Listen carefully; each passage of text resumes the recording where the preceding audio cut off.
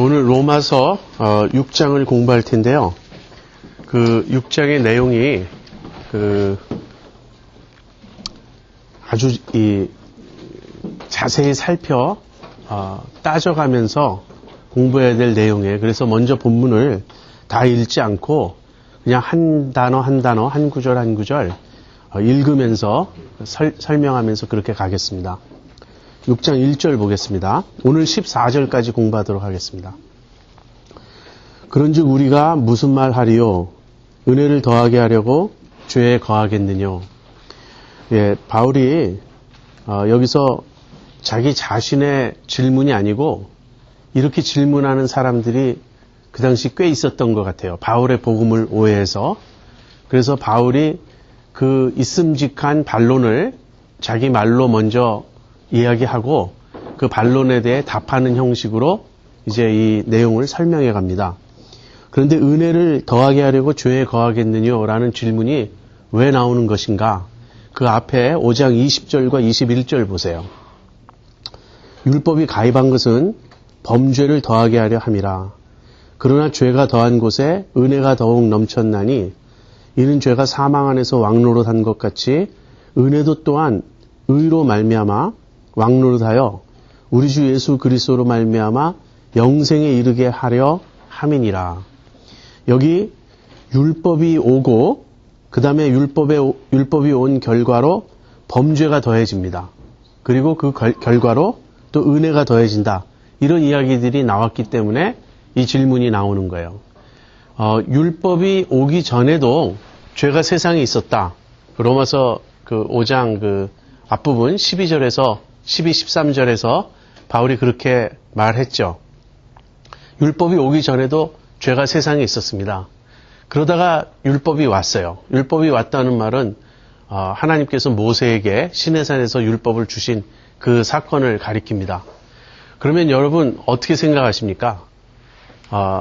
율법이 없을 때에도 죄가 있었는데 하나님이 율법을 주신 것은 이제는 죄를 짓지 말라고 주신 것이라고 우리가 생각하기가 참 쉬워요. 근데 바울은 그쪽으로 가지 않고 유대인들이 그렇게 생각했습니다. 하나님이 율법을 주신 것은 그 율법을 조차 삶으로써 죄를 짓지 않게 되고 그럼으로써 생명에 이르게 하시기 위함이라고 유대인들은 생각했어요.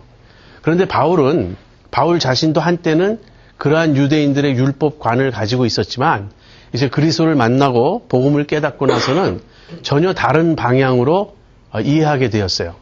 그래서 율법이 가입한 것은 죄를 더하게 하려 함이라. 바울이 지금 그렇게 말합니다. 죄를 없이 하기 위해서 율법이 온 것이 아니고 오히려 율법이 옴으로써 죄를 죄로 드러나게 하기 위해서 단지 또 죄를 죄로 드러나게 할 뿐 아니라 율법은 이제 뒤에 7장에서도 말하지만 죄를 충동합니다. 율법이 오면 사람들이 죄를 더 짓게 돼요. 그래서 범죄를 더하게 하기 위해서 율법이 가입한 것이다. 이런 놀라운 말을 합니다. 아마 유대인들이 이 말을 들었다면 즉시 돌을 들어서 바울을 치려고 했을 거예요. 아무튼 그 율법 이야기는 7장에 가서 더 하도록 하겠습니다. 근데 율법이 오면 죄가 사라지는 게 아니고 죄가 더해져요. 그런데 죄가 더해지면 또 무엇이 더해지죠? 은혜가 더해져요. 그것은 충분히 우리가 생각할 수 있는 거죠. 여러분 죄를 적게 용서함 받은 것과 죄를 많이 용서함 받은 것 중에 어느 쪽에 은혜가 더 많죠? 당연히 더 많은 죄를 용서함 받을 때 은혜가 더 많죠. 그러니까 이 율법은 참 독특한 역할을 해요. 율법은 부정적인 역할을 통해서 긍정적인 기능을 한다는 거예요.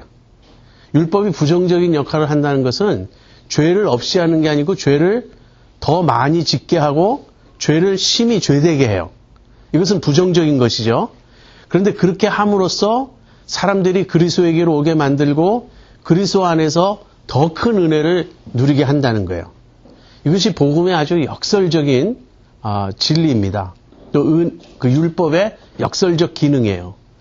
그런데 이렇게 말하게 되면 반드시 뒤따르는 반론이 무엇이냐면 그럼 우리가 죄를 더 지으면 지을수록 은혜가 더 커지지 않겠느냐 하는 것입니다.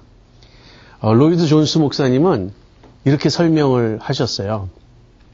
사실 우리가 복음을 듣고 갑자기 우리에게서 떠오르는 생각, 우리가 보이게 될 반응이 그러면 죄를 더 지어도 되겠네요. 아니, 차라리 죄를 더 많이 짓는 게 좋겠네요. 이런 쪽으로 생각이 가야 한다는 거예요. 그게 틀린 이야기지만 복음을 처음 들을 때 복음 안에 담긴 그 너무나 놀라운 진리로 인해서 오히려 우리는 그렇다면 죄를 더 지어야 되지 않겠느냐는 이런 생각이 퍼뜩 스치고 지나갈 만큼 복음은 역설적인 그런 진리라고 말씀하십니다. 여러분도 혹시 그런 생각 해보신 적 있습니까? 네, 저는 그런 생각 해본 적 있어요. 제가 언젠가도 말씀드렸는데 이 모태신앙인들의 그 특징은 무엇이냐면 너무 밋밋한 거예요. 그런데 좀 방탕하게 살다가 또 죄 많이 짓다가 예수님 믿은 사람은 막 감격에 넘치고 막 은혜가 크잖아요. 그래서 나도 죄를 좀 더 짓고 와서 용서를 받으면 은혜를 더 풍성히 누릴 수 있지 않을까 그런 생각을 해본 적이 있습니다. 어찌됐든 이런 반론이 있었어요. 그런데 이 반론에 대해서 바울은 무엇이라고 답하냐면 그럴 수 없느니라. 우리말로 그냥 그럴 수 없느니라 하면 좀 약한데요. 결코 그럴 수 없느니라. 이렇게 표현하면 더 좋겠습니다. 어쨌든 은혜를 더하게 하려고 죄에 거하겠느뇨? 라는 이 말은 말도 되지 않는다는 거예요. 그 이유가 무엇일까요? 죄에 대하여 죽은 우리가 어찌 그 가운데 더 살리요? 바울의 대답은 아주 간단합니다. 우리는 죄에 대해서 죽었기 때문이라는 거예요. 여러분, 예수 믿는 모든 사람은 죄에 대해서 죽었습니다. 그래서 더 이상 죄에 거해서는 안 되는 거예요. 근데 죄에 대해서 죽었다라는 말은 무슨 뜻인가? 바로 이 말을 오해해서 그토록 다양한 성화의 이론이 나오는 것입니다. 또 많은 사람들이 이 말을 바로 깨닫지를 못해서 그리스도인의 삶에서 많은 갈등과 방황을 하게 되는 것도 사실입니다. 자, 차례대로 보죠. 바울이 우리가 죄에 대해서 죽었다 이 말을 하면서 무엇을 근거로 그렇게 말하냐면 우리의 세례를 근거로 그렇게 말해요. 자, 그 다음 구절 보죠. 3절. 무릇 그리스도 예수와 합하여 세례를 받은 우리는 그의 죽으심과 합하여 세례 받은 줄을 알지 못하느뇨. 여기서 세례는 무엇을 가리키냐면 물 세례를 가리킵니다. 이 초대교인들에게는 그리스도인이 된다는 말이 곧 물 세례 받는 것과 동일시 됐어요. 그렇지만 물 세례 자체가 구원은 아닙니다.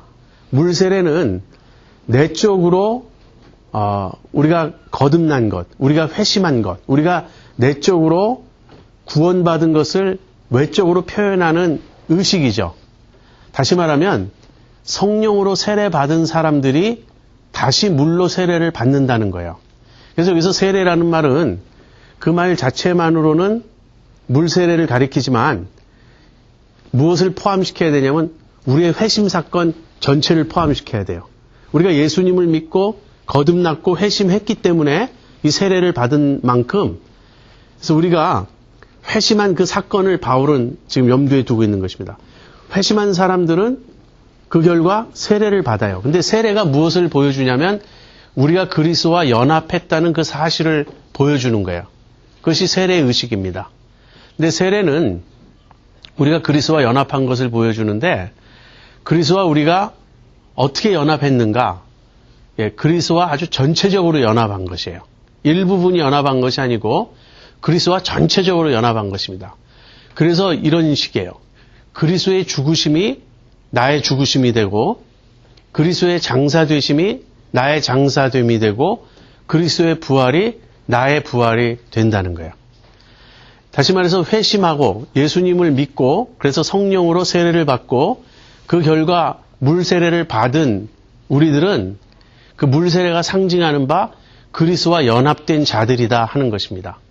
그리고 그리스도와 연합된 자들은 그리스도의 죽음, 장사되심, 부활 이 사건에 동참하고 있다는 것이에요. 그리스도와의 연합은 실제적으로 일어나는 것입니다. 이것은 성령께서 우리를 그리스도와 하나 되게 하시는 실제적인 사건이에요. 그런데 그리스도의 죽으심과 장사됨과 부활과 연합했다는 것은 실제적으로 되었다는 게 아니고 하나님께서 우리를 그렇게 보신다는 거예요. 그리스도와 내가 하나가 되었기 때문에 이제는 그리스도 사이드에 있는 모든 것이 나에게 그대로 적용된다는 그런 뜻입니다. 내가 실제로 죽었다는 말이 아니에요. 그리스도의 죽음이 나의 죽음으로 간주되고 그리스도의 장사되심이 나의 장사됨으로 간주되고 그리스도의 부활이 나의 부활로 간주된다는 그런 말이에요. 자, 그래서 논리적으로 이제 하나씩 따지면서 우리가 생각을 해보겠습니다. 은혜를 더하게 하려고 죄에 거할 수 없다. 그 이유는 우리는 죄에 대해 죽었기 때문이다.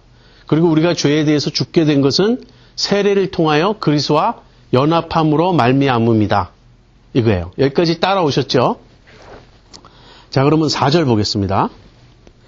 그러므로 우리가 그의 죽으심과 합하여 세례를 받음으로 그와 함께 장사되었나니 이는 아버지의 영광으로 말미암아 그리스도를 죽은 자 가운데서 살리심과 같이 우리로 또한 새 생명 가운데서 행하게 하려 함이니라. 우리가 그리스도의 죽으심과 연합해서 우리도 죽은 자가 되면 거기서 그치는 게 아니고요. 그 다음에는 그리스도의 부활과 연합해서 우리가 다시 살게 돼요. 그래서 이렇게 죽음과 부활을 이렇게 통해서 죽음을 통해서 다시 부활에 이렇게 그리스도의 부활에 참여하는 것은 이제 새 생명 가운데서 행하게 하려 함이다 하는 그 말입니다. 자, 5절 보겠습니다. 만일 우리가 그의 죽으심을 본받아 연합한 자가 되었으면 또한 그의 부활을 본받아 연합한 자가 되리라. 이것은 단순히 미래에 일어날 말이 아니고요. 미래에 일어날 일만을 말하는 것이 아니고 예수 믿으면 그 즉시 우리에게 일어나는 일을 말합니다. 물론 장차 미래에 있을 부활을 내다보고 있어요. 그렇지만 이미 우리는 예수님의 부활에 동참하고 있다. 그래서 예수 믿은 우리는 그리스도와 함께 죽은 자가 되었고 이제는 그리스도와 함께 산 자가 되었습니다. 자, 그런데 여기에 아주 미묘한 글쎄 그걸 뭐라 그래야 될까요? 틈새가 있어요. 틈새란 뭐냐면 부분적으로는 이루어졌는데 완전히는 이루어지지 않은 거죠. 다시 말하면 우리의 영은 예수님을 믿는 순간 예수님의 부활에 동참하여 우리의 영은 살아났어요. 그런데 우리의 몸은 아직까지 살아나지 않았어요. 여기에 우리의 갈등이 있는 겁니다. 그래서 우리는 현재로서 예수님의 부활에 동참해서 새 생명 가운데 행하게 되었습니다. 이건 우리의 영이 살아났기 때문이에요. 그런데 우리의 몸은 아직까지 부활하지 않았어요. 우리의 몸은 장차 부활하게 될 것입니다. 그래서 장차 예수님 다시 오셔서 우리의 몸을 다시 살리실 부활의 그날을 대망하면서 그때까지는 영은 산 상태로 그리고 몸은 여전히 죽을 몸, 죽을 운명에 처한 이 몸을 가지고 살아갑니다. 여기에 우리의 모든 갈등이 있는 거예요. 이것을 그 하나님 나라의 그 구조로 설명을 하면 예수님의 초림으로 하나님 나라가 시작되었고 예수님의 재림으로 하나님 나라가 완성된다고 하는 그 말과 같은 의미입니다. 예수님이 2000년 전에 이 세상에 오셨잖아요. 그때 하나님 나라는 시작되었습니다. 다시 말하면 예수님을 통해서 하나님의 통치가 이 세상에 퍼져나가기 시작했어요. 누구든지 예수님을 믿으면 그 하나님의 통치 안에 들어오게 됩니다. 그리고 예수 믿으면 하나님의 통치 안에 들어오고 하나님의 통치 안에 들어오는 그 순간 하나님의 통치를 경험하면서 살 수 있어요. 그 대표적인 예가 무엇이냐면 믿는 우리에게 성령을 주신 것입니다. 그래서 우리는 하나님 나라의 그 특징인 성령님을 모시고 하나님의 통치 안에 삶으로써 그 하나님 나라의 모든 복을 누리기 시작했어요. 그렇지만 하나님 나라는 완성되지 않았죠. 언제 완성되죠? 예수님이 다시 오셔서 하나님 나라의 모든 원수와 대적들을 다 멸하신 후에 완성될 것입니다.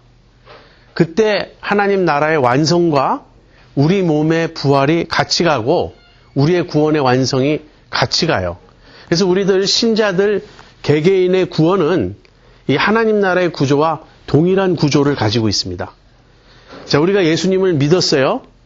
그리고 예수님을 믿고 예수님과 연합되어서 예수님의 죽음과 부활에 우리가 동참했어요. 근데 예수님의 죽음에 동참한 것은 우리가 분명히 이해할 수 있는데 예수님의 부활에 동참한 것은 이해하기가 쉽지 않아요. 왜 이해하기가 쉽지 않은가? 우리가 부분적으로 부활했기 때문이라는 거예요. 부분적으로 부활했다는 말은 우리의 영은 살아났지만 우리의 몸은 아직까지 부활하지 않았다라는 의미입니다. 아무튼 그래서 이것을 틈새라고 말할 수 있고요. 또는 두 세대 사이에 끼어있는 모습입니다. 우리는 장차올 하나님 나라, 이거 오는 세대죠. 오는 세대의 소속이 바뀌었어요. 그 오는 세대에 속한 존재들이 되었어요. 그러나 우리의 몸은 여전히 이 세대에서 살아가고 있어요. 그래서 이 두 세대 사이에 끼어있는 그런 어떤 틈새적 존재로서의 우리의 그 갈등이 있는 것입니다. 자, 그래서 5절 다시 보죠. 만일 우리가 그의 죽으심을 본받아 연합한 자가 되었으면 또한 그의 부활을 본받아 연합한 자가 되리라. 이 연합한 자가 되리라라는 말은 이미 연합한 자가 되었고요. 완전한 연합을 기다리고 있다. 이제 그런 뜻입니다. 자, 이제 핵심 구절인 6절입니다. 6절이 아주 중요해요. 자, 우리가 알거니와 우리 옛사람이 예수와 함께 십자가에 못 박힌 것은 죄의 몸이 멸하여 다시는 우리가 죄에게 종노릇하지 아니하려 함이니 이는 죽은 자가 죄에서 벗어나 의롭다 하심을 얻었음이니라. 자, 이렇게 생각해 보죠. 은혜를 더하게 하려고 우리는 죄에 거할 수 없다. 우리는 지금 은혜 안에 들어왔습니다. 그래서 우리는 나중에 더 설명하겠지만 이제 정죄가 없어요. 여러분, 이 놀라운 사실을 꼭 기억하세요. 근데 이것을 잘못 이해하면 우리가 또 그릇되이 가니까 조심스럽게 좀 설명을 해야 되겠습니다. 그리스도 안에 있는 자들에게는 더 이상 정죄가 없습니다. 무슨 말이냐면 우리가 앞으로, 지금도 그렇지만 앞으로도 죄를 짓게 될 것입니다. 근데 우리가 앞으로 죄를 짓는다 하더라도 우리가 그 지을 죄에 대해서 정죄받지 않아요. 굉장히 놀라운 말입니다. 왜냐하면 우리가 이제 은혜 아래에 있기 때문에 하나님이 우리를 대해주시는 이 방법은 은혜로 대해주시는 거예요. 그렇기 때문에 우리는 이 은혜를 생각할 때마다 죄를 더 지어도 되겠느냐 하는 이런 반론이 자꾸 나오는 거예요. 근데 거기에 대해서는 그럴 수 없다. 왜냐하면 우리가 죄에 대해서 죽었기 때문에. 그리고 우리가 죄에 대해서 죽은 것은 그리스도와 연합함으로써 그리스도의 죽음에 우리가 동참하여 죽은 것이 되고 그 다음에 그리스도의 부활에 동참하여 다시 산 자가 되었기 때문에. 자, 여기까지 제가 설명했습니다. 자, 그런데 죄에 대해서 죽었다라는 말이 무슨 말이냐 하는 것이에요. 많은 사람들이 죄에 대해서 죽었다라는 말을 죄의 충동이 없어졌다는 말로 이해를 하고 싶어요. 그게 죽음의 1차적인 이미지이기 때문에 그렇습니다. 죽으면 어떻게 되죠? 반응이 없어지고 무감각해지죠. 그러니까 내가 죄에 대해서 죽었다 이 말은 내가 더 이상 내 안에 죄의 충동이 없어지고 더 이상 내가 죄를 안 짓는 그런 존재가 되었다. 죄와 완전히 구분되어서 나는 죄로부터 완전히 자유로워서 이젠 죄 없는 그런 존재가 되었다. 이제 이렇게 생각하는 것이에요. 근데 존 스타트 목사님은 그렇게 볼 수 없는 세 가지 이유를 설명하십니다. 첫 번째 이유는 이것이에요. 우리가 죄에 대해서 죽은 것은 예수님이 죄에 대해서 죽은 것과 똑같아요. 예수님이 죄에 대해서 죽으셨기 때문에 그것이 우리에게 전가되는 거죠. 그렇다면 예수님이 죄에 대해서 죽으신 것이 그 결과로 죄의 충동이 없어진 것이냐 하는 질문입니다. 다시 말하면 예수님이 십자가에 달려서 돌아가시기 전에는 죄의 충동이 많아서 늘 죄의 유혹에 시달리시던 분이 그 속에 죄성이 있어서 그 죄 속에 늘 사로잡히시던 그런 분이 십자가에 달려 죽으셨기 때문에 그 죄성에서부터 벗어나고 죄성이 없어지셨느냐 하는 말이에요. 그렇게 볼 수 없죠. 예수님은 죽으시기 이전에도 죄성이 없으셨습니다. 그래서 예수님의 예를 우리와 동일한 사건으로 볼 때, 예수님은 죽으심으로써 죄의 충동이 없어지신 일이 아니기 때문에 우리도 죄의 충동이 없어졌다고 보아서는 안 돼요. 두 번째는 여기 죄를 더 이상 짓지 말라든지 죄가 너희 죽을 몸에 왕노릇하지 못하게 하라든지라는 이런 명령이 나옵니다. 만약에 우리가 죄의 충동이 하나도 없다면 명령할 필요가 없죠. 예수 믿는 그 순간 이후로부터는 우리가 전혀 죄를 짓지 않게 될 것이니까. 근데 이 명령이 주어진다는 말은 여전히 우리가 죄를 지을 가능성이 있다는 거예요. 그래서 두 번째 이유는 그것이고요. 세 번째는 우리의 경험입니다. 혹시 여러분 가운데 나는 어느 날 은혜 받고 어느 날 예수 믿게 된 이후로 전혀 죄의 충동이 없었다. 그 이후로 나는 죄를 짓지 않는다. 이렇게 말씀하실 수 있는 분 있습니까? 그런 사람은 한 사람도 없어요. 그래서 이것을 잘못 오해하면은 이런 문제가 생깁니다. 내가 구원받지 못했다라고 생각하는 거예요. 내가 또다시 죄를 짓게 되고 내 속에 죄의 충동이 있기 때문에. 그래서 이제 나타나는 그 많은 성화 이론들이 무엇이냐면 두 번째 어떤 결정적인 체험이 필요하다라고 생각하는 거예요. 내가 예수 믿으면 구원을 받지만 여전히 내 속에 이 죄의 충동이 있어요. 그건 인정을 해요.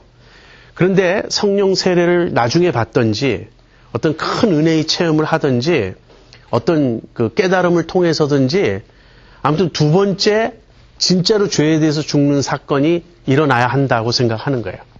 그래서 그 사건을 경험한 이후에는 진짜 더 이상 죄의 충동이 없어지는 것처럼 이제 그렇게 생각합니다. 어떤 경우 너무나 은혜의 체험이 강렬하다 보면 죄 짓고 싶은 생각이 그냥 거의 없어질 만큼 우리가 마치 단순간에 성자가 된 것 같은 그러한 강력한 은혜를 체험하는 경우가 있습니다. 그래서 그런 은혜를 체험한 사람들은 그것이 뭐 성령의 불세례였든지 어떤 체험이었든지 간에 그 체험이 있으면 죄로부터 벗어나고 자유로워진다는 식의 그 생각을 하게 돼요. 그런데 그것도 아주 일시적입니다. 그렇게 강력한 은혜를 체험한 것 같아도 시간이 조금 지나면 또다시 다 옛 상태로 돌아가요. 제가 생각하기에 이런 식의 그 접근을 했던 대표적인 인물이 워치만이었던 것 같아요. 워치만이는 여기 죄에 대해서 죽었다라는 말을 지나치게 신비주의적으로 그렇게 생각을 했습니다. 그래서 내가 죄에 대해서 죽은 것을 참으로 깨닫는 어떤 그런 체험이 있고 그 체험 이후로는 죄로부터 자유로워진 것처럼 그런 설명을 하는 것을 제가 어느 책에서 읽었는데 그런 뜻이 아닙니다. 그래서 죄에 대해서 죽었다란 말은 죄의 충동이 없어졌다라는 말이 아니고요. 예수님이 죄에 대해서 죽은 그 의미예요. 그럼 예수님이 죄에 대해서 어떻게 돌아가셨죠? 어떻게 죽으셨죠? 예수님이 죄의 형벌을 받으셨죠. 바로 그 의미입니다. 죄에 대해서 죽었다라는 말은 죄의 형벌을 감당하심으로써 죄의 형벌을 다 받으심으로써 더 이상 죄에 대한 책임이 없다 이 말이에요. 죄에 대한 책임, 죄책, 영어로 얘기하면 guilt죠. 우리가 죄를 짓고 나면 유죄 상태에 있죠. 그 유죄 상태에 있는 것이 끝났다 하는 얘기예요. 이해가 되십니까, 여러분? 예수님이 죄에 대해서 죽으신 것은 십자가에서 죄의 형벌을 받으심으로써, 그 죄의 형벌로서의 죽으심으로써 이 죄의 책임을 없이 하셨다. 그러니까 우리도 예수님을 믿고 예수님과 연합하여 죄에 대해서 죽었다라는 말은요, 한마디로 얘기하면 우리가 더 이상 받아야 될 죄의 형벌이 없다라는 말이에요. 이해가 되십니까? 자, 그런데 한 가지 더 설명해야 되겠습니다. 우리가 그 죄의 형벌을 예수님과 함께 받은 것이 됨으로써 이제 더 이상 우리에게 죄의 책임이 없어졌다. 그러니까 죄와 내가 어떤 관계가 없어졌고 내가 죄에 대해서 더 이상 갚아야 될 어떤 빚이 없어졌다. 이제 그런 뜻인데요. 이 점을 좀 더 설명해 주는 그 내용이 사실 로마서 7장에 나옵니다. 7장에는 우리가 율법에 대해서 죽었다라고 말하고 있어요. 이 죄에 대해서 죽었다라는 말과 율법에 대해서 죽었다라는 말이 똑같습니다. 그러니까 왜 우리가 그 죄의 형벌을 받아야 되냐면 우리가 죄를 지으면 율법이 우리를 정죄하죠.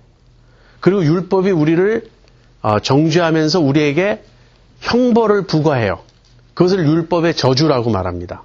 그러니까 누구든지 죄를 짓는 사람은 다시 말해서 율법을 어기는 것이고요. 율법을 어긴 사람은 율법이 부과하는 형벌을 받아야 돼요. 율법의 정죄를 받고 율법의 저주를 받아요. 그런데 그 율법의 형벌인 죽음을 우리가 죽었기 때문에 이제 더 이상 율법이 우리에게 요구할 것이 없어졌어요. 우리는 율법의 요구를 다 갚았어요. 그것이 율법에 대해서 죽은 것입니다. 우리는 더 이상 율법에 얽매이지 않아요. 율법이 우리에게 어떤 것도 더 이상 요구할 수 없어요. 제가 이것을 강의안을 준비할 때는 제 머릿속에 아주 이게 명료했는데 말로 설명하려다 보니까 뭘 먼저 말해야 될지 왔다 갔다 합니다. 자, 6절, 7절을 설명하고 묶어서 제가 한꺼번에 설명하겠습니다. 아무튼 현재까지 이야기한 건 뭐냐면 죄에 대해서 죽었다라는 말은 죄의 충동이 없어졌다는 뜻이 아니고요. 우리가 율법을 어겼을 때 그 율법의 형벌로서 주어지는 그 죽음을 죽음으로써 우리가 죄의 형벌을 받은 자들이 되었다. 그래서 더 이상 죄의 책임이 없어졌다. 그 말이에요. 자, 거기까지 설명을 해놓고 6절, 7절을 보겠습니다. 우리가 알거니와 우리 옛사람이 예수와 함께 십자가에 못 박힌 것은 죄의 몸이 멸하여 다시는 우리가 죄에게 종노릇하지 아니하려 함이니 이는 죽은 자가 죄에서 벗어나 의롭다 하심을 얻었음이니라.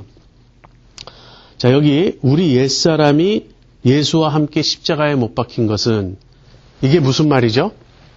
이게 우리가 그리스도와 연합했을 때 그리스도의 죽음이 우리의 죽음이 되었다라는 말이에요. 그래서 그리스도의 죽음이 우리의 죽음이 되면 우리가 죽죠. 근데 우리가 죽는데 우리의 무엇이 죽냐면 우리의 옛사람이 죽어요. 그럼 이 옛사람이 무엇이냐 하는 것입니다. 이 옛사람은 예수 믿기 전에 우리예요. 예수 믿기 전에 우리로서 아담에 속했던 나입니다. 그러니까 예수 믿는 순간 예수님의 죽음과 내가 연합되면서 그 이전에 나는 죽은 게 돼요. 그 이전에 나를 옛사람이라고 부르는 거예요. 그러면 예수님의 부활에 동참하면 우리가 어떻게 되겠습니까? 새 사람이 되죠. 자, 예수 믿은 우리는 이전 것은 지나갔으니 보라 새 것이 되었도다라고 말하는 그거예요. 우리는 예수님을 믿고 이제 옛사람을 벗어버리고 새 사람을 입었어요. 우리가 옛사람이 없어지고 새 사람이 되었어요. 근데 이 내가 죽은 옛사람은 내 속에 있는 죄의 본성이 아니에요. 그걸 제가 지금 자꾸 강조하는 겁니다. 아까도 죄의 충동이 없어진 게 아니라 그랬어요. 그래서 옛사람은 옛 성품이 아니고 옛 사람이에요. 또는 옛 자아예요. 나의 이전의 나예요. 예수 믿기 전의 나. 예수 믿기 전의 나는 아담 안에 있었던 존재고 그 예수 믿기 전의 나는 이제 죽었어요. 그 다음에 예수님의 부활에 동참함으로써 나는 이제 새 생명을 얻었는데 나는 새 사람이 되었어요. 이 새 사람은 옛사람과 나 사이에 옛사람과 새 사람 사이에 어떤 변화가 있느냐? 우선 신분의 변화가 있어요. 나는 이제 더 이상 아담에 속하지 않고 그리스도에게 속했어요. 그래서 신분의 변화가 있고 그 다음에 또 다른 변화가 있습니다. 무슨 변화가 있냐면 나에게 새로운 성품, 뉴 네이처가 주어졌어요. 어떻게 주어지죠? 우리가 회심할 때 하나님께서 우리의 마음 안에 새 영과 새 마음을 주세요. 그리고 성령께서 우리 안에 들어와 사세요. 이러한 변화로 말미암아 옛사람에게는 없었던 새로운 성품, 어떤 그 새로운 마음, new heart가 새 사람에겐 주어졌어요. 그래서 옛사람은 죄인이었고 옛사람 안에는 죄성이 있었습니다. 자, 그런데 이 옛사람이 예수님 믿고 새 사람으로 바뀌었는데 새 사람은 신분도 의인이 되었지만 동시에 새 마음, 새 영을 갖게 되었어요. new nature, 새로운 성품을 갖게 되었어요. 자, 여기서 어떤 혼돈이 일어나냐면 그럼 옛 성품은 어떻게 됐느냐 하는 거예요. 옛 사람에게 속할 때 우리가 가지고 있던 옛 성품이 있죠. 이 옛 성품이 이제 그리스도 안으로 옮겨져 와서 새 사람이 되었을 때 옛 성품이 없어졌느냐 하는 것입니다. 없어지지 않았어요. 옛 성품이 여전히 예수 믿는 우리 안에 남아 있습니다. 그렇지만 새 성품이 주어졌어요. 그래서 그리스도인에게는 성품이 두 개가 존재하는 거예요. 우리 안에. 그래서 new nature가 있고 old nature가 있습니다. 옛사람에게는 무엇만 있죠? old nature만 있어요. 옛 성품만 있어요. 그것을 죄성이라 그럽니다. 아담적 본성. 그러나 이제 우리가 예수님 믿고 아담 안에서 예수님에게로 옮겨오고 그래서 이전 사람은 죽고 새 사람이 되었는데 새 사람이 된 우리에게 여전히 옛 성품은 남아 있습니다. 언제까지? 우리의 몸이 부활할 때까지. 그래서 우리가 아까도 제가 얘기한 것처럼 몸은 아직 부활하지 않았어요. 그리고 우리 죽을 몸 안에 옛 성품이 남아 있습니다. 그런데 우리에게 새 성품도 주어졌어요. 그래서 그리스도인들은 예수 믿기 전에는 옛 성품 하나만 갖고 있었는데 이제 예수 믿으면 옛 성품과 새 성품 두 성품이 우리 안에 있게 되었다는 거예요. 이것을 자꾸 혼동해서 옛 성품은 더 이상 우리 안에 없는 것처럼 그렇게 이야기를 하면 온갖 모순이 다 생깁니다. 그런데 우리가 이제 예수 믿고 나서 새 성품을 가졌잖아요. 그리고 옛 성품이 여전히 남아있다 그랬습니다. 자, 그러면 어느 게 우리의 진짜 성품일까요? 두 성품이 똑같이 우리 안에 있나요? 아니면 둘 중에 어느 하나가 더 근본적인 본성이 되나요? 성경적으로 말하면 옛 성품은 근본적인 본성이 더 이상 아니에요. 그리스도인들은 근본적으로 new heart, 새 마음과 새 영을 받아서 새 본성을 갖게 된 사람들입니다. 이 새 본성을 뭐라 그러냐면 의의 본성이라 그래요. 의를 사모하고 의를 추구하고 하나님께 순종하고 싶어하는 이 성령을 좇고자 하는 그 마음이에요. 그 마음이 우리의 본성이 된 것입니다. 그런데 이것이 우리의 본성이지만 우리에게 여전히 죄의 충동, 옛 성품이 남아있다는 거예요. 근데 놀라운 건요, 우리가 바울 서신을 잘 읽어보면 이 옛 성품이 어디에 남아있다고 말하냐면 우리의 지체 가운데, 다시 말해 우리의 몸 가운데 남아있다고 그렇게 말합니다. 성경은 결코 우리의 몸을 죄라고 말하지 않아요. 몸을 나쁘게 말하는 것은 기독교 진리가 아닙니다. 그러나 성경은 우리의 몸이 연약하다고 말합니다. 이 우리의 몸은 죄악된 몸은 아니에요. 왜 우리의 몸이 죄악된 몸이 아니냐면 예수님이 우리의 몸을 입고 성육신 하셨어요. 예수님도 이 몸을 입고 오셨습니다. 그래서 우리의 몸이 죄악된 몸은 아닌데 우리의 몸은 죽을 운명에 처한 몸이에요. 그리고 죽을 운명에 처한 연약한 몸이에요. 그래서 이 연약한 몸을 통해서 우리 속에 있는 죄성이 역사한다는 거예요. 나중에 우리가 이 죽을 몸을 벗어버리고 부활의 새 몸을 입게 되면 죄 자체가 우리에게서 없어질 것입니다. 죄의 성품 자체가 없어질 거예요. 이 그림이 여러분 이해가 되십니까? 그래서 지금은 그리스도인들이 예수님과 함께 부활했어요. 영이 살았어요. 이 영이 살았다라는 말은 우리 안에 성령님이 오셨고 새로운 본성이 주어졌고 새로운 마음이 되었다라는 거예요. 이것이 우리의 진정한 모습입니다. 그러나 아직도 우리의 몸, 이 몸은 죽을 몸이고 연약한 몸이고 이 몸 안에, 이 지체 안에 옛 성품이 남아서 이 죄의 본성이 남아서 우리에게 여전히 싸움을 걸어옵니다.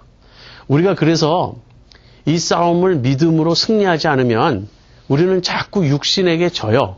그리고 죄에 끌려가게 돼요. 그러나 우리가 진짜 예수님 믿고 새 성품을 받은 사람이라면 항상 갈등하게 되어 있고요. 그래서 갈등이 내가 그리스도인이 되었다는 또 다른 역설적 증거일 수 있어요. 목사님, 저는 너무나 죄 때문에 갈등이 많아요. 이런 제가 구원받았다고 말할 수 있을까요? 이렇게 누군가 묻는다면 바로 구원받은 증거일 수 있다는 거예요. 그 갈등이. 그렇지만 이 갈등은 언제까지 계속되냐면 우리가 이 세상 사는 동안에는 계속됩니다.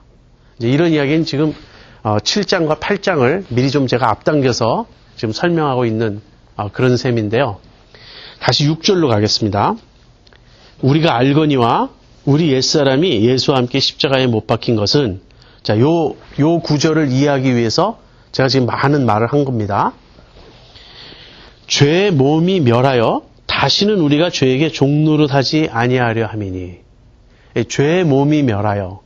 이 말은 몸이 죄가 있다는 말이 아니고요. 그러니까 몸이 죄악되다는 말이 아니고 이 연약한 몸을 통하여 역사하는 죄가 있다는 거예요. 우리의 죄성이 남아있다는 거예요. 그래서 여기서 죄의 몸을 바른말로 번역할 때 바울이 사용하는 육신이라는 단어로 번역할 수 있습니다. 그래서 이 죄의 몸이 멸하여 다시는 우리가 죄에게 종노릇하지 아니하려 함이니. 우리가 아담 안에서 그리스도 안으로 옮겨온 것은, 그럼으로써 우리 옛사람이 끝나고 우리가 새 사람이 된 것은 여전히 우리 안에 그 죄의 본성이 남아있지만 다시는 그 본성에게 끌려다니지 않기 위함이다. 지금 그 말이에요. 그리고 7절에 이는 죽은 자가 죄에서 벗어나 의롭다 하심을 얻었음이니라. 여기서 죽은 자가 하는 말은 옛사람이 죽었단 말이에요. 그래서 옛사람이 죽었고 그럼으로써 우리가 죄에서 벗어나, 죄의 정죄에서 벗어나 의롭다함을 얻었음이니라. 이것을 제가 이 예화를 사용할까 말까 많이 망설였어요. 왜냐하면 우리 교인들에게는 너무나 많이 이야기를 해서 조금 지겨울 것 같아서, 그래도 이해를 돕기 위해서 다시 한번 제가 또 이 말씀을 드리겠습니다. 지금 우리에게 일어난 이 변화를 어떻게 설명을 해야 할 것이냐 하는 것인데요. 이제 이렇게 생각해 보세요. 이제 제가 사형수예요. 제가 감옥에 갇혀 있고 이제 사형 받을 날만 기다리고 있습니다. 그래서 저는 사형을 받지 않고는 감옥을 나갈 수가 없어요. 근데 만약에 제가 사형을 받는다면 감옥을 나가는 일이 불가능하죠. 죽어버리니까. 그러니까 어쨌든 저는 죽을 수밖에 없는 존재예요. 그런데 예수님이 저 대신 사형을 당해 주신 거예요. 예수님이 저를 찾아오셔가지고 내가 너 대신 죽을 테니 너는 이제 감옥을 나가게 될 것이다. 저한테 그렇게 말씀을 하셨어요. 이것은 실제로 일어나는 일은 아니죠. 우리 매일의 생활에서 일어날 수 있는 일은 아니고, 지금 이 그리스도와 연합하여 세례받았다는 그 말의 의미를 제가 좀 설명하기 위해서 이 말씀을 드리는 겁니다. 그러면 예수님이 이렇게 저에게 말씀하시는 거예요. 내가 너 대신 죽으면 죽는 건 나지만 이제 그 사법부의 기록에는 네가 사형당한 걸로 간주될 것이다. 다시 말해서 네가 죽은 거로 될 것이다. 그러나 너는 실제는 죽지 않고 내가 죽었기 때문에 너는 여기서 나갈 수 있다. 이거예요. 자, 그럼 예수님이 나 대신 죽으셨어요. 그리고 내가 예수님 대신 나갔어요. 자, 그러면 감옥에서 나갈 때 나는 옛사람이 죽었어요. 저의 옛 정체성은 끝난 거예요. 왜냐하면 사형을 받았으니까. 그럼 제가 이제 감옥에서 나가면 그 나가는 나는 누구냐 하는 거예요. 그 나가는 나는 새 사람이라고요. 이전에 김현회 저는 죽었어요. 사법부의 기록에서 사형 집행을 받았고 죽었고, 이제 내가 나갈 때는 더 이상 김현회로 나가지 않아요. 더 이상 옛 신분, 옛 정체성을 가지고 나가지 않아요. 그럼 내가 가지고 나가는 새로운 정체성은 무엇인가? 그것은 그리스도의 정체성을 가지고 나가죠. 그리스도의 굳이 이야기한다면 그리스도의 아이디를 제가 가지고 나가는 거예요. 왜 그렇게 바꾸느냐? 그러니까 바꿨죠 지금. 그래서 주님이 저한테 이렇게 말씀하신 거예요. 네가 감옥에서 나갈 때 너는 더 이상 옛사람으로 나가지 않고 새 사람으로 나가게 될 것이다. 그러니 새 사람으로 나아가게 되면, 감옥에서 나아가게 되면 이전 삶을 반복해서 살아서는 안 된다.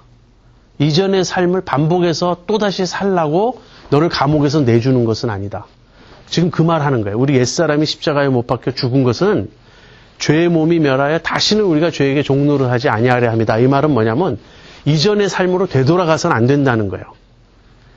그래서 이제 나가면 그럼 어떻게 사냐? 새 생명 가운데서 행하라. 새롭게 살아라. 새로운 삶을 살아라. 어떻게? 예수님이 사시는 삶을 사는 거예요. 자, 그런데 예수님이 그렇지만 감옥에서 네가 나가면 절대로 네 힘으로 네가 나처럼 살 수 없다. 그렇죠. 우리가 예수 믿고 나면 예수님처럼 살고 싶지만 예수님처럼 살 수 없죠. 그래서 예수님이 뭐라고 말씀하시냐면 네가 감옥에서 나갈 때 내가 부활하여 영으로 너와 함께 나아갈 것이다.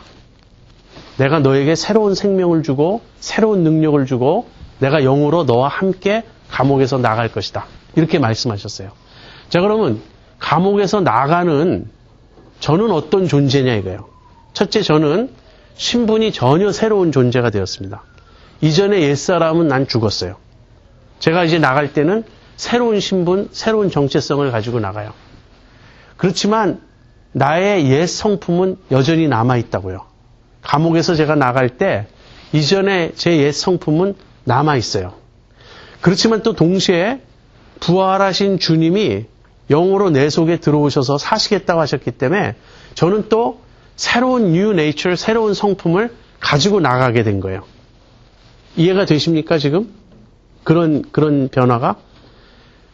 이것은 물론 예화이기 때문에 실제로 완벽한 예는 될 수가 없습니다. 그냥 여러분의 이해를 돕기 위해서 제가 이렇게 설명하는 거예요. 예수 믿은 사람은 분명히 어떤 변화를 체험했습니다. 근데 예수 믿은 사람이 체험한 그 변화를 어떻게 설명할 수 있느냐? 신분과 정체성에 있어서 새로운 사람이 되었고요. 그러나 옛 성품은 여전히 남아있고, 그렇지만 새로운 성품, 새로운 본성을 또 받았고, 이렇게 되는 것입니다. 자, 여기서 우리가 여기서 죄에서 벗어나 이런 말이 있잖아요. 그리고 또 우리가 이제 의롭다함을 받았다. 이 말은 이제 우리가 더 이상 죄인의 신분이 아니고 이제는 의인의 신분이 되었다라는 것인데, 우리의 본성이 바뀐 거에 대해서 제가 조금만 더 설명을 할게요. 우리가 죄에 사로잡혀 있을 때에는 우리가 죄인이라는 사실을 모릅니다. 물론 내가 잘못한 것도 알고 내가 옳지 못하게 살았다는 그런 것도 알지만 하나님 앞에서 내가 얼마나 죄인인가를 죄에 사로잡혀 있는 동안에는 알 수가 없어요. 그런데 우리가 회심하는 순간 우리는 내가 사로잡혀 있는 이 죄에서 벗어나게 됩니다. 이 벗어났기 때문에 회개가 가능한 거예요. 이 벗어나게 하시는 이 일은 하나님께서 하시는 일입니다. 우리가 스스로 할 수가 없어요. 죽었던 우리가 다시 살아나는 일이에요. 그래서 죄로부터 우리가 벗어나기 때문에 그것이 죄인 것을 정말 알게 되고 죄를 죄로 보게 되고 그것을 회개하게 되는 거예요. 근데 우리가 죄로부터 이렇게 벗어난다는 이 말은 또 다른 말로 하면 우리의 성품이 새로운 성품으로 의의 본성으로 우리가 바뀌는 거예요. 주님의 뜻에 순종하고자 하는 의의 본성으로 바뀌는 거예요. 그래서 우리의 예수 믿는 사람들의 가장 밑바닥 본성은 의의 본성이라고 말하는 거예요. 우리가 그런 새로운 본성을 갖게 되었습니다. 그러나 여전히 우리에게는 옛성품이 남아있어요. 그 옛성품은 어디에 남아있냐면 우리의 몸에, 우리의 지체 안에 남아있어요. 그래서 이 둘이 싸웁니다. 그러나 이 싸우는 것은 똑같은 세력으로 그 반반, 절반 되는 똑같은 세력으로 싸우는 게 아니고요. 본성은 이제 우리가 주님의 뜻에 순종하고자 하는 새로운 본성이 되었고, 그래서 옛 성품, 그 죄성은 우리 안에 남아있는 사실 원수의 세력이에요. 그럼 우리가 이 옛 성품을 계속해서 물리칠 수 있는가? 물론 싸움을 통하여 물리칠 수 있습니다. 그러나 부활 때까지는 이 싸움은 그치지 않고요. 이 옛 성품에서 완전히 자유롭게 되는 일은 없고, 그 다음에 이 옛 성품 자체가 바뀌는 법도 없습니다. 이 옛 성품은 십자가에 못 박아 죽이는 것이지, 끝까지 멸하는 것이지, 옛 성품이 바뀌어서 새로워지고 그런 것은 아닙니다. 우리는 새로운 성품을 입고 그 새 성품으로 살아가는 것입니다. 자, 그래서 이제 8절로 가보겠습니다. 만일 우리가 그리스도와 함께 죽었으면 또한 그와 함께 살 줄을 믿노니 이는 그리스도께서 죽은 자 가운데서 사셨음에 다시 죽지 아니하시고 사망이 다시 그를 주장하지 못할 줄을 알미로라. 그의 죽으심은 죄에 대하여 단번에 죽으시며 그의 살으심은 하나님께 대하여 살으심이니, 거기까지 10절까지 보겠습니다. 여러분 그 강의 안에요. 뒷면에 그 앞부분에 거기 그 8번째 줄을 보시면요. 우리는 이라는 말 있죠. 거기서부터 제가 읽겠습니다. 우리는 존재론적으로는 새 영과 새 마음을 가진 새 피조물이 되었고, 이것이 회심을 통해서 일어난 일이고요. 이 회심 사건이 그리스도와의 연합 사건이에요.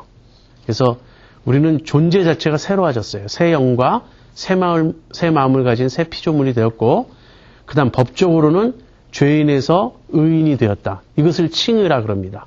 그러니까 우리에게는 회심이 일어났고 회심의 결과 칭의가 일어났어요. 그런데 회심 때는 우리의 존재 자체가 새로워지는 것이고요. 그 다음에 칭의는 신분이 바뀌는 것입니다. 근데 존재 자체가 새로워진 것은 완전한 존재가 되었다는 것이 아니에요. 그 뒤를 읽어보죠. 하지만 아직도 우리 안에는 육신이라고 불리는 옛 성품 또는 죄성이 남아있고, 이 육신은 우리의 연약한 몸, 죽을 몸을 통해서 역사한다. 따라서 우리는 우리에게 주신 성령님의 인도를 좇아 삶으로써 계속해서 육신과 싸워 이겨야 한다. 우리의 구원의 완성은 몸의 부활을 통해 이루어질 것이며, 그때 우리는 죄의 존재 자체로부터 온전히 벗어나게 될 것이다. 이런 변화가 우리에게 일어났기 때문에 우리가 계속해서 죄에 거한다는 것은 말이 되지 않는다. 바울이 지금 그렇게 말하는 것입니다. 그래서 11절로 가보죠. 이와 같이 너희도 너희 자신을 죄에 대하여는 죽은 자요 그리스도 예수 안에서 하나님을 대하여는 산 자로 여길지어다.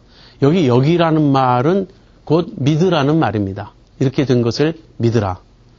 그런데요, 앞부분에 3절 보세요. 무릇 그리스도 예수와 합하여 세례를 받은 우리는 그의 죽으심과 합하여 세례받은 줄을 알지 못하느뇨. 이 안다는 단어가 나오죠. 그 다음에 6절 우리가 알거니와 또 안다는 단어가 나오죠. 그 다음 9절에 이는 그리스도께서 죽은 자 가운데서 사셨음에 다시 죽지 아니하시고 사망이 다시 그를 주장하지 못할 줄을 알미로라. 여기도 또 안다는 단어가 나오죠. 그래서 1절부터 10절까지의 내용은 무슨 말이냐면 우리가 이것을 알 것을 바울이 기대하고 있는 거예요. 이러이러한 일이 우리에게 일어난 줄 알지 못하느냐. 여러분, 우리가 이것을 어떻게 압니까? 여러분 어떻게 아셨어요? 내가 예수님을 믿었어요. 근데 내가 예수 믿으면 이제 나는 죄에 대해 죽은 자가 됩니다. 어떻게?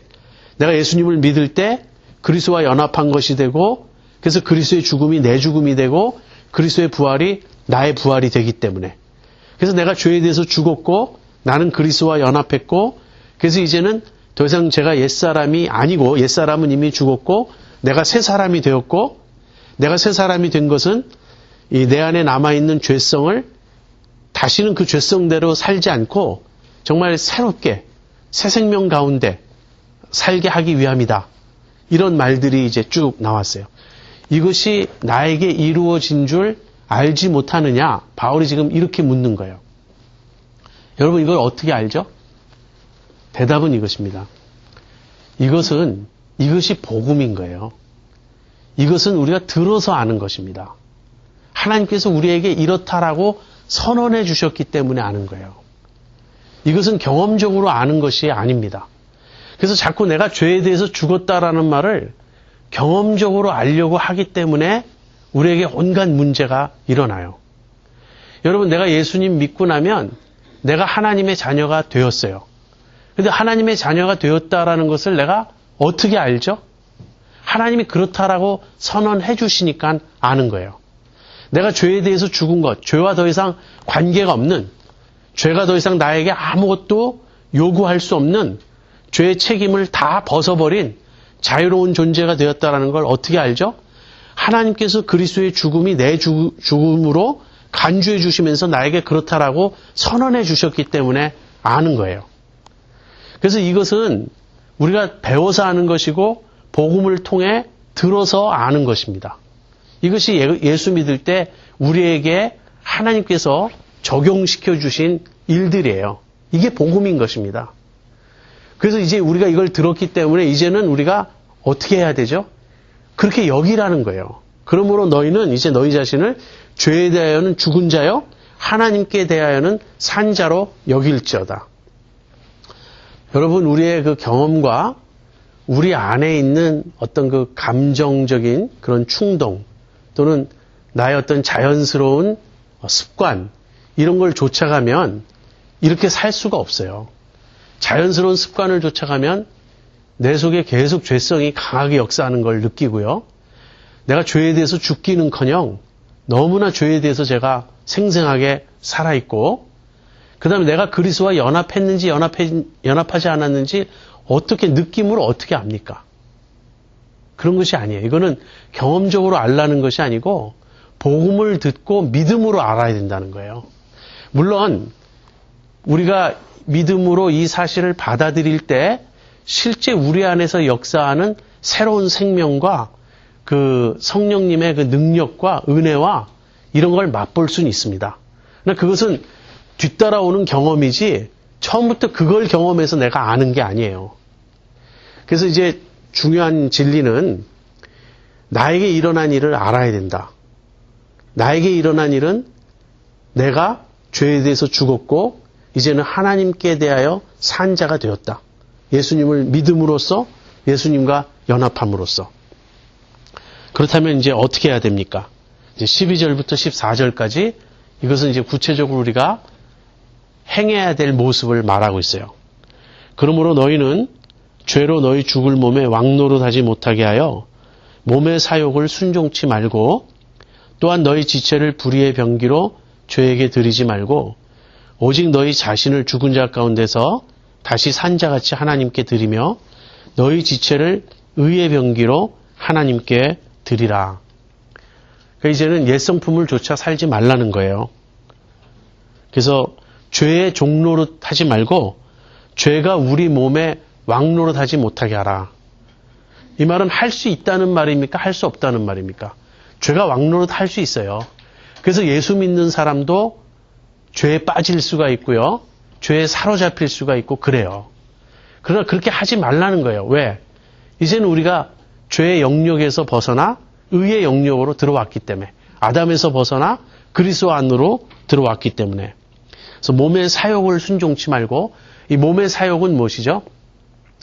이 몸의 사욕은 우리에게 있는 자연적인 육체적인 본능을 말하지 않아요. 본능적 욕구를 말하지 않고 이 우리의 몸이 연약하다고 아까 말씀드렸죠.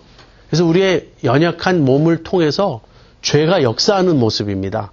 그래서 우리의 그 중립적인 어떤 그런 자연적인 욕구가 죄에 사로잡힘으로써 변질된 사욕이 된 걸 말해요. 이런 것입니다. 여러분 우리가 식욕은 좋은 거예요. 만약에 우리가 거기 탐닉하지 않는 한. 그러나 많은 사람이 식욕에 탐닉합니다. 그래서 탐닉하면 어떻게 되죠? 그 다음에 식도락을 추구하게 되고요. 그 다음에 자기 배로 자기 신을 삼는, 자기 하나님을 삼는 그런 사람이 돼요. 그런 미식가들, 어떤 그런 식도락가들은 그것이 자연스러운 모습이 아니고 그것이 죄의 사욕이 되는 거예요. 성도 마찬가지입니다. 기독교는 절대 금욕주의가 아니고요. 성을 부정시하지 않습니다. 그러나 우리의 성욕이라는 것도 이것이 죄의 사욕으로 변질되는 거예요. 그래서 식욕이든 성욕이든 이런 것들이 그 다음에 이제 우리가 쉬고 싶고 자고 싶어 하는 거, 수면욕 이런 것들이 이 몸의 욕구들이 그 자체로 나쁜 게 아닌데 이 연약한 몸에 죄가 역사해서 이것을 몸의 사욕으로 죄된 욕망으로 변질시킨다는 거예요.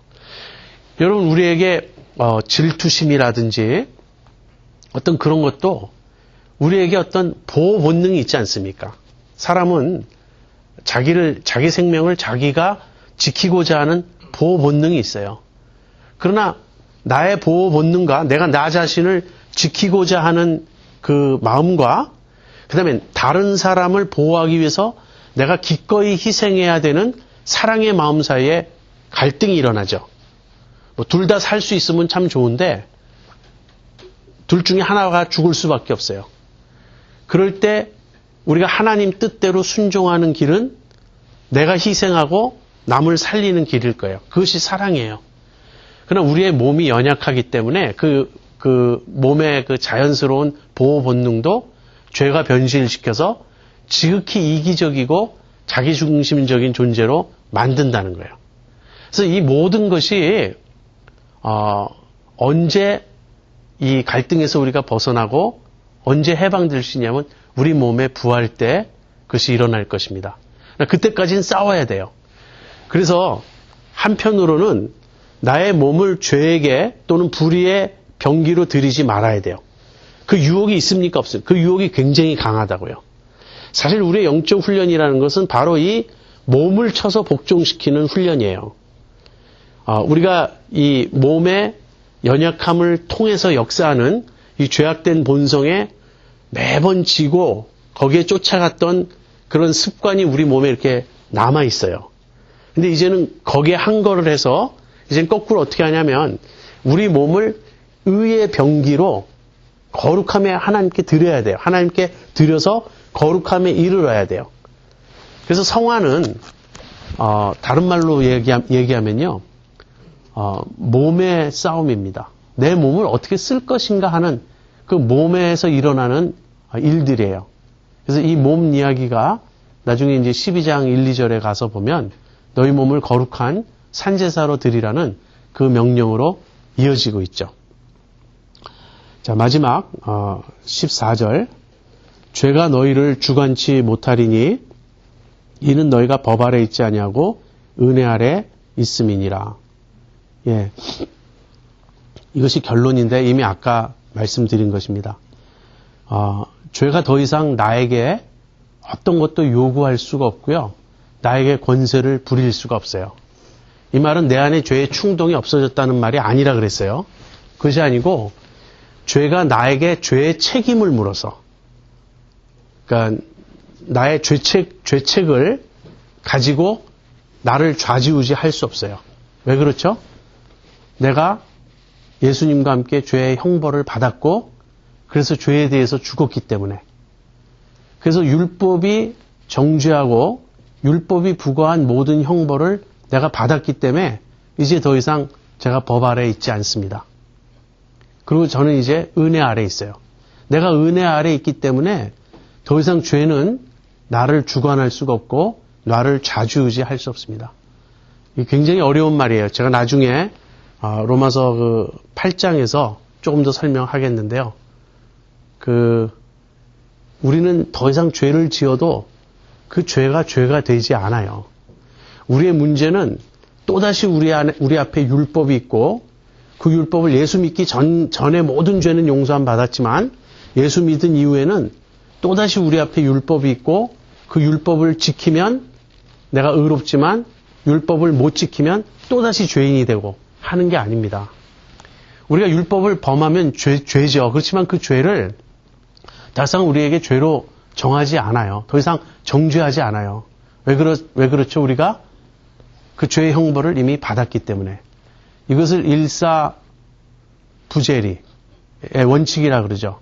같은 죄로 인해서 두 번 벌받지 않는다. 우리는 그리스도와 함께 죽었습니다.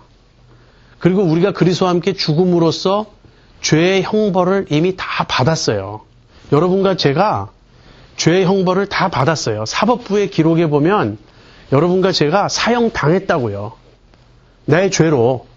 실제로 내가 죽은 게 아니라 예수님이 죽으셨지만 그 예수님의 죽음이 나의 죽음으로 간주되었기 때문에 내가 죽은 거예요.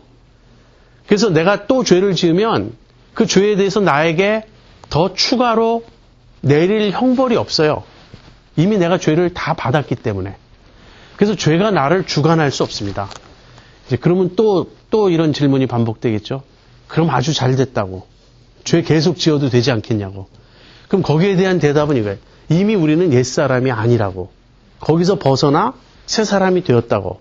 새 사람은 죄를 지을 가능성이 있느냐 없느냐. 거기에 대해서 가능성은 있어요. 그러나 죄를 짓는 것이 합당하지 않을 뿐 아니라 진짜 unthinkable입니다. 생각할 수조차 없어요. 왜냐하면 우리가 이제 더 이상 아담 안에 있지 않고 죄 아래 있지 않고 이 그리스도 안에 생명으로 옮겨져 왔기 때문에.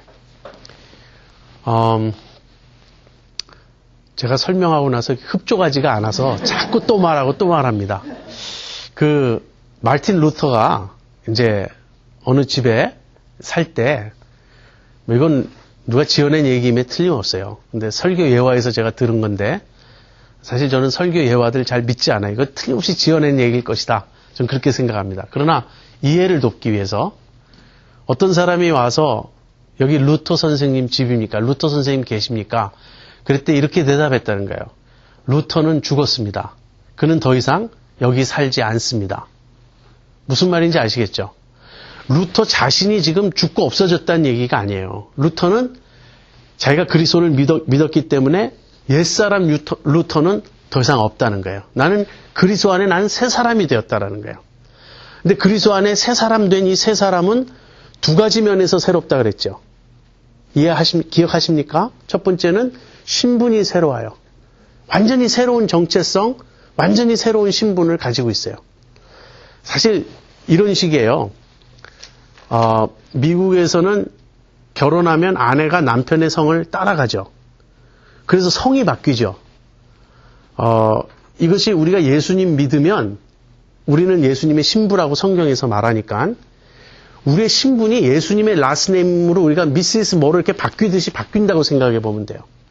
우리가 예수 믿는 순간 예수님과 연합하여 예수님께 속한 그 신분이 나의 신분으로 간주되는 거예요. 자, 아무튼 그래서 새 사람 됐다는 첫 번째 의미는 전혀 새로운 신분, 전혀 새로운 정체성을 갖게 되는 것입니다. 존재 자체는 옛날부터 이어져 오는데, 그죠? 같은 존재인데, 근데 존재론적으로도 변화가 일어났다고 제가 아까 말씀드렸어요. 무엇이죠? 그 존재론적으로 일어난 변화가? 그것이 우리의 영이 살아난 거예요. 우리가 새 생명을 얻은 거고, 새 성품, 새 본성, 뉴 하트, 새 영, 새 마음을 얻은 거예요. 그래서 신분만 새로워진 게 아니고요. 예수 믿은 사람들은 예수님과 연합함으로 존재 자체가 새로워졌습니다. 그런데 옛 존재와 그 새로 된 존재 사이에 계속 이어지는 것도 있다 그랬죠. 무엇이 계속 이어진다고요? 죄의 성품 자체는 아직까지 이어지고 있다고. 그럼 이 죄의 성품은 언제 끝난다고요? 부활 때. 우리의 이 죽을 몸이 죽지 않을 영원한 생명의 몸으로 변화될 때 우리는 죄로부터 완전히 벗어나게 됩니다. 그렇다면 현재 그리스도인의 삶은 어떤 것인지 여러분 아시겠죠? 그리스도와 연합하여 새로운 사람이 되었고 새로운 존재가 되었고 그래서 새로운 삶을 살도록 요구되지만 우리 안에 죄의 몸이 남아있고 옛 성품, 육신, 죄성이 남아있어요. 이 죄성이 남아있기 때문에 우리가 자꾸 옛 생활로 돌아갈 수가 있습니다. 그러나 이제 더 이상 그래서는 안 된다는 거예요. 근데 우리에게 주어진 이 새로운 본성이 얼마나 강한가, 얼마나 파워풀한가, 옛성품과 싸워 이기기에 충분한가. 이제 우리가 이런 질문을 던지게 됩니다. 아마 많은 사람의 경우는 너무나 연약하다고 생각할 거예요. 우리에게 주어진 그런 새로운 그런 면들이 너무 약해서 옛성품에 우리가 번번이 지고 번번이 패한다고 생각할 것입니다. 바울의 고백은 그렇지 않았어요. 바울은 승리의 확신에 차 있었고요. 우리에게 은혜가 얼마나 강력히 역사하는지, 은혜가 끝까지 우리를 변화시킬 것이고 마침내는 은혜가 승리할 것이라고 그렇게 내다봅니다. 물론 그 승리는 이 세상에서 이루어지는 것은 아니에요. 장차 올 부활의 때 이루어지겠지만, 그래서 여기서도 우리는 부분적이나마 계속해서 성령을 쫓아 삶으로써 그 승리를 맛볼 수 있습니다.